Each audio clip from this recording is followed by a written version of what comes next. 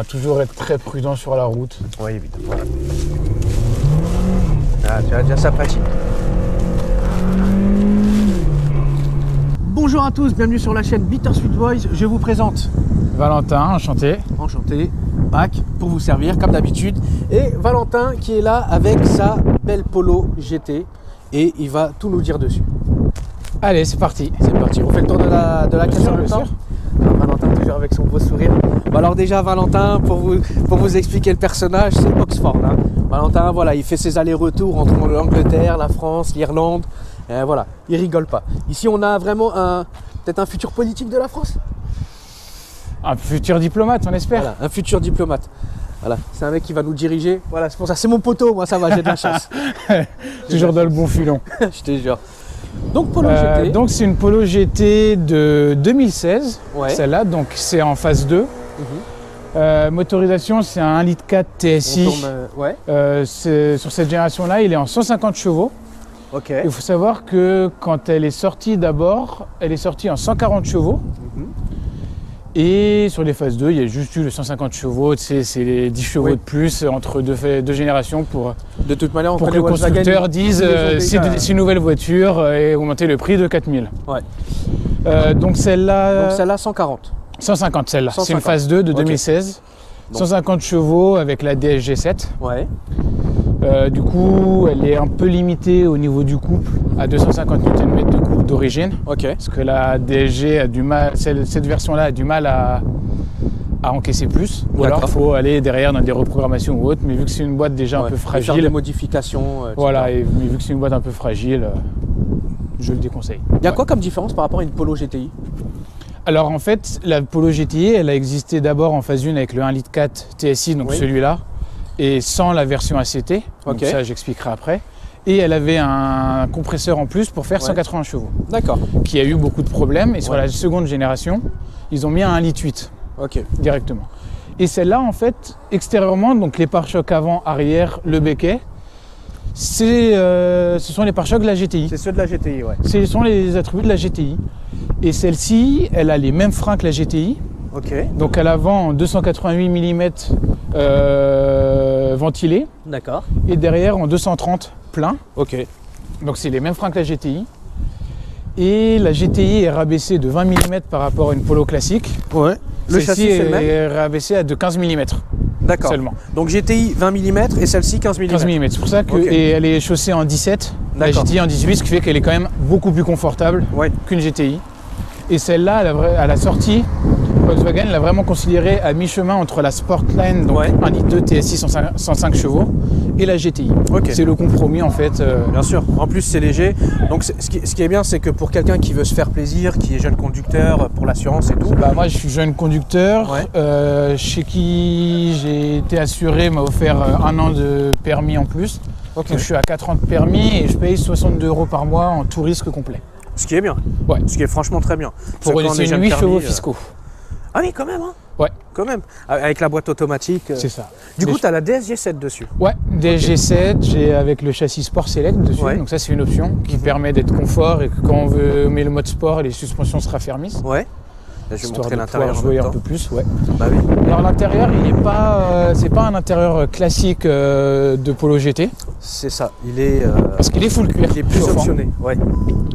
Et normalement, il est soit il est en mix tissu cuir Alcantara, avec les côtés ici qui sont bleus, qu'on voit bien, et les côtés gris. D'accord. Soit il est en cuir Alcantara, avec l'assise au milieu. Alcantara et les côtés en cuir. Ok. Et moi, j'ai en full cuir. Alors, on peut remarquer qu'on a le même volant sur ma TCR. Et toi sur. C'est le volant des GTI, GTD, GTE, GT, ils ont mis le même volant. Ouais, c'est ça. Sur ces générations-là, à partir de 2016, ils ont mis le même volant. Bon, en plus, ça, c'est de la voiture qui est plutôt fiable si tu fais pas des reprog ou ce genre de choses-là. C'est ça. Là, je l'ai acheté à 49 000. Ouais, chez un professionnel. Chez un professionnel, c'était une fin de leasing. Et donc bien entretenu.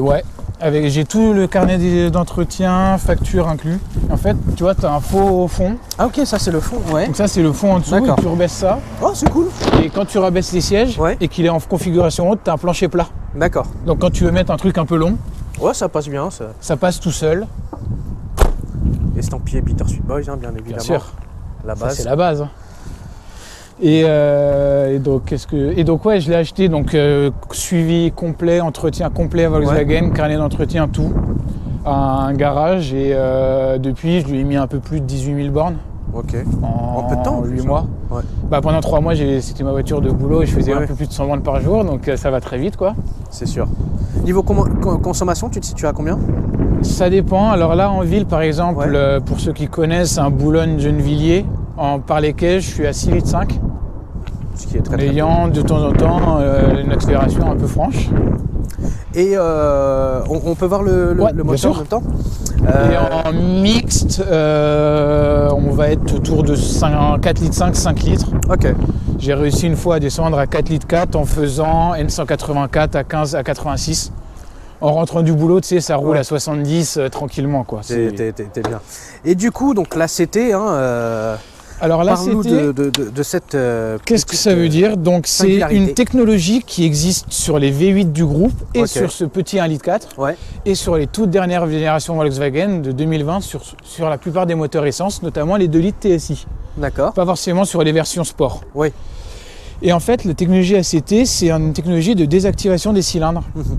Et donc en fait, donc celle-ci, entre une plage de tours minute entre 1400 et 4000 tours minute, le couple à vitesse constante va se situer entre 25 Nm de couple et 100 Nm de couple. Autrement dit, le moteur n'a pas besoin d'avoir tout son couple. Donc, qu'est-ce qui se passe?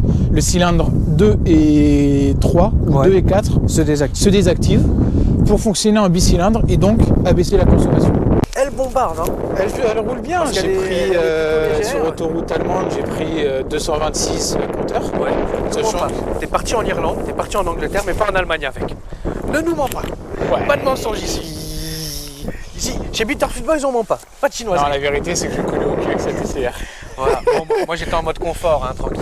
C'est avec l'aspiration, quoi. Non, mais c'est vrai, c'est avec l'aspiration en soi que j'ai pu atteindre une telle vitesse.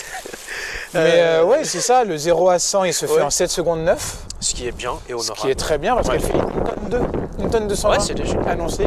Alors malgré le 5 portes, le toit ouvrant, la DSG. Et pour ceux qui connaissent éventuellement, une Abarth 500 en 135 chevaux, ou 136, 140, bref. Je suis devant tout le long.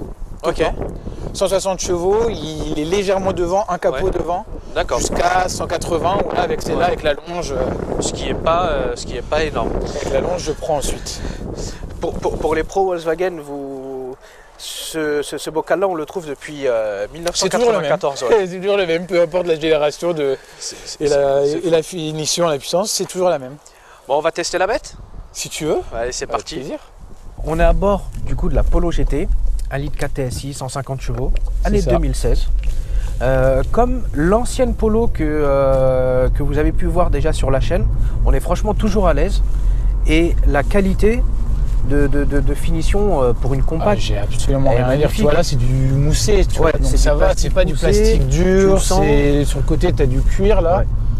Même le volant, il est super bien. Là, ça appartient à la Golf aussi. Ouais, c'est la même chose. En tactile, qui fonctionne très très bien. J'ai tout. Kit Mali, Bluetooth, tout. Enfin, clim automatique, siège chauffant là-dessus. Start and stop que j'ai viré, j'ai radar de stationnement avant-arrière, caméra de recul, tout ouvrant, rétro électrique, digivrant. Il y a vraiment tout ce qu'il faut, donc c'est. A priori, c'est une full option.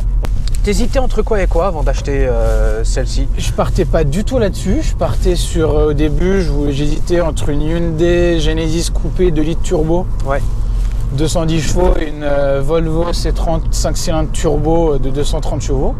Tu vois là, je suis en bicylindre. Et t'entends strictement rien. C'est vrai, c'est très doux. Il n'y a pas un bruit, tu vois. Si je ferme, tu n'entends strictement rien. On va commencer par la droite, vu que là-bas il y a les motards. Toi, on n'entend rien. Et dès qu'on... Dès qu'on accélère un peu, et pourtant là, Attends, t'as un active sound, un truc comme ça? Non, rien du tout. Et en fait, c'est la ligne d'échappement. Alors, elle a un kata qui sort du moteur. Un intermédiaire, un silencieux et un autre kata. D'accord. Et en fait, ce son qu'on entend, c'est juste la résonance de la ligne qui fait ce petit bourdonnement qui est pas si mal finalement. C'est pas. Qui est bien. Bon, je vais changer de. mais qui est bien. Tu vas faire des petites modifs du coup dessus? Je pense que je vais virer un TR silencieux et mettre des clapets parce que sinon, quand tu es en version bicylindre, ça fait un bruit de casserole pas bien. Que là, tu n'as pas, qui est vachement bien. Tu vois, ça fait pas de bruit. Ouais. Oui, c'est agréable. Que dalle, c'est agréable. Et dès que tu mets le pied dedans, tu vois, la DSG, elle repart tout de suite. Et la voiture se conduit toute seule. Ah, ça, la réactivité de la DSG, elle est plus à refaire, hein, franchement. Non, c'est sûr, ça, c'est vraiment la... Voilà, c'est la DSG, les moteurs Volkswagen sont très bons. Là-dessus, j'ai absolument rien à dire. En plus, franchement, elle est très belle, cette caisse. Mais donc, ouais, à la base, je cherchais des voitures beaucoup plus puissantes, entre 210 et 230 chevaux. Ouais. Et c'est vraiment, pendant une pause au boulot, je regardais Le Bon Coin. Et je suis tombé là-dessus et je l'avais déjà essayé, celle d'un autre pote, il y a très longtemps. Et j'avais vraiment accroché et kiffé. Et puis là, elle était dans mes prix, les options que je voulais, tout ça. Et bah, j'ai foncé, quoi. Bah, t'as bien fait, hein. Franchement, c'est une bonne caisse, peu cher en assurance, voilà, en conso, pas cher, fiable. En conso que dalle, c'est fiable. Bah, après, bien sûr, c'est fiable, tu l'entretiens, quoi. Évidemment, comme tout. Tu l'entretiens, elle tourne au 98, tout, enfin. Ouais. Et ouais, bah, elle a les attributs proches de la GTI quand même. Ouais. Beaucoup plus confortable, tu vois. Ah oui, donc avec toujours les palettes au volant. Ouais, j'ai les palettes au volant, hein, mais dès que tu décides d'accélérer. Non, c'est bien en plus. Et en plus, les sièges sont bien. Celle-là, ouais, et pourtant, il y en a. Non, franchement, t'es bien confortable. T'es confortable dessus. La tenue de route est vraiment pas mauvaise. Ça accroche.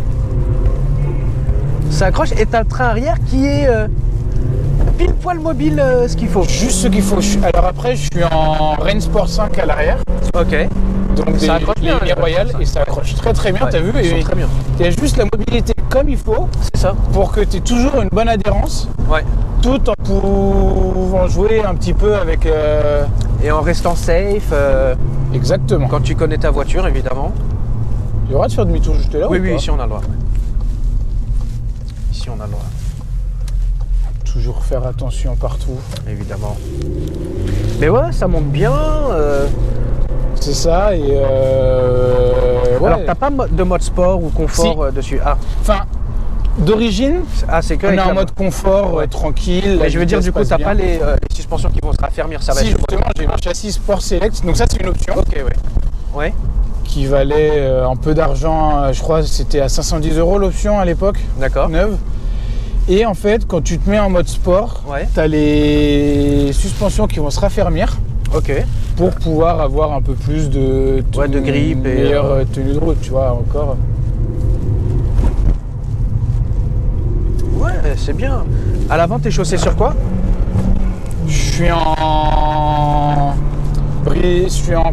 Bridgestone, je suis en... Potenza? Non, Toyo TRZ Sport. D'accord.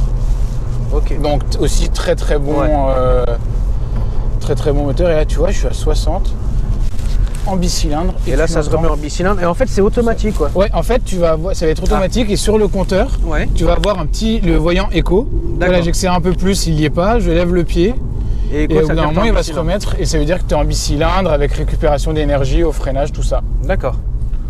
Donc là on peut piquer sur la droite et après on rentrera à la droite. Les gars, c'est un peu moi qui suis prioritaire quand même. Un petit peu, tu connais. Nous on peut aller tout droit ici.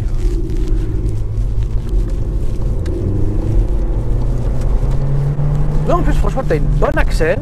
Ouais, bah elle est légère quoi, 150 chevaux pour une tonne 2. Et elle est réactive en fait. Très réactive. Tu sens que c'est léger. Ouais. Et c'est là que... Bon, après on peut prendre au fond. Et c'est là qu'on sent... Caméra, très bien la caméra aussi. Ouais, il y a tout. J'ai anti-collision devant, c'est pour ça elle est très bien optionnée. En vrai, à l'intérieur, c'est pratiquement comme ma TCR. C'est ça. En plus petit quoi. C'est cuir, chauffant. Il y a un motard, on fait attention. Toujours faire attention à nos amis les motards. Ouais. Donc voilà, et puis après, tout n'est pas parfait non plus. Comme toute voiture, il y a des petits soucis. Je trouve qu'il y a quand même un lag un peu important. Ouais. Je trouve avec, tu vois, là je mets pied dedans. Ok. Tu vois, je trouve, ça m'est déjà arrivé de mettre pied dedans et de finalement de lever parce que je me dis ça sert à rien parce que avec la voiture a mis un poil trop de temps je trouve pour réagir. Ok. Mais ça c'est parce que je suis en mode confort et je roule tranquille. Ou autre.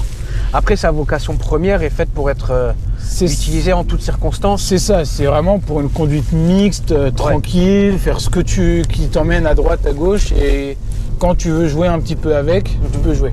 Maintenant, tu savais, j'ai conduit pendant longtemps une Clio 3 GT. Oui. Donc plutôt même gabarit, même moteur tempérament Atmo, un peu sportif. 16, La GT tourne beaucoup plus vite. Okay. Les virages, je les prends beaucoup plus vite avec la Clio qu'avec celle-là. D'accord.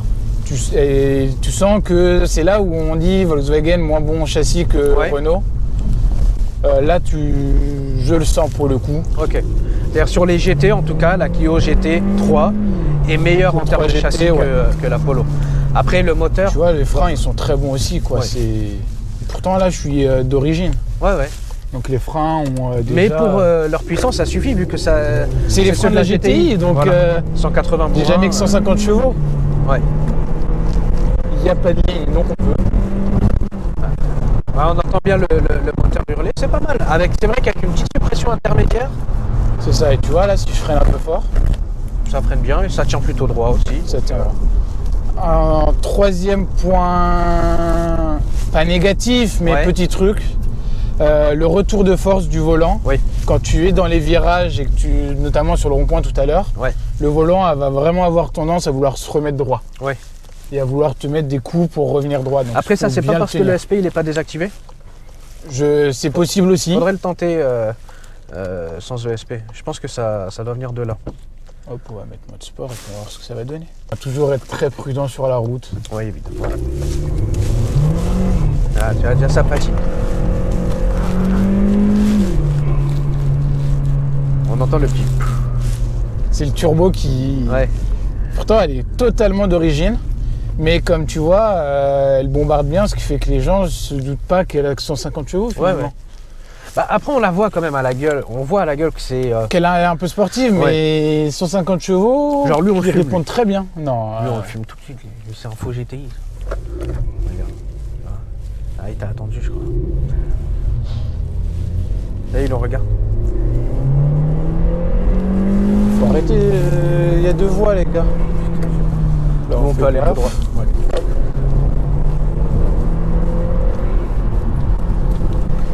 Une main, ça se fait tout seul. Elle se conduit toute seule, cette voiture. Direction très précise. Franchement, je devrais avoir une prime de risque, moi, pour faire ça. Ouais, on voit que le compteur, franchement, il monte. Hein. Ouais. On voit que ça s'essouffle pas. Ça s'essouffle jamais. Et là, t'es en sport, hein, parce que c'est très confortable. Hein. Ouais, là, j'ai mis en sport. Ouais. Elle est beaucoup plus confortable que sa cousine, la GTI. Ok. Parce que elle est un peu moins rabaissée. Légèrement moins ferme et et puis elle est aussi. Ah, attention. Tu vois qu'elle a quand même.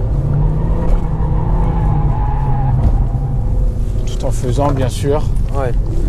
Attention. Et là tu vois. Là t'avais moins de retour de force peut-être dans le volant avec le SP. J'en ai toujours beaucoup. Toujours, ouais. Malgré le SP qui est désactivé. Et ça, c'est le dernier petit point, on va dire, négatif dans cette voiture. Ok. Parce que sinon, après, le reste, niveau conduite, ça se conduit tout seul, quoi. Bon, les amis, moi, je vais rentrer avant de mourir. Ça va. Le mec, il m'a pris tous les ronds-points en drift avec la Polo. Voilà, il a drifté avec une Polo. Il a drifté avec une Polo. Il drift avec une Polo, ça tourne mal, tiens, pour le titre putaclic de la vidéo. Il a drifté avec une Polo, j'ai failli vomir. Alors viens, on fait la petite gueule de... tu voulais rajouter une petite dernière chose?